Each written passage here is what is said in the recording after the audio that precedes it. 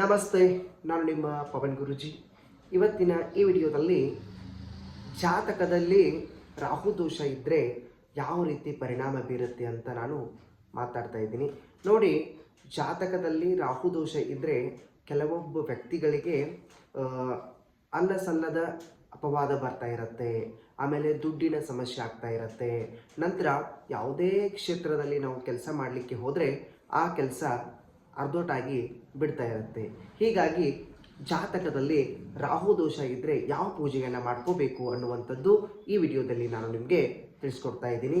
ಮೊದಲನೇದಾಗಿ, ಕುಂಡಲಿಯಲ್ಲಿ ರಾಹು ಇದ್ದರೆ ಸಂತೋಷವನ್ನು ಅನುಭವಿಸಲು ಆಗುವುದಿಲ್ಲ ಅಂತ ಶಾಸ್ತ್ರದಲ್ಲಿ ಹೇಳುತ್ತೆ.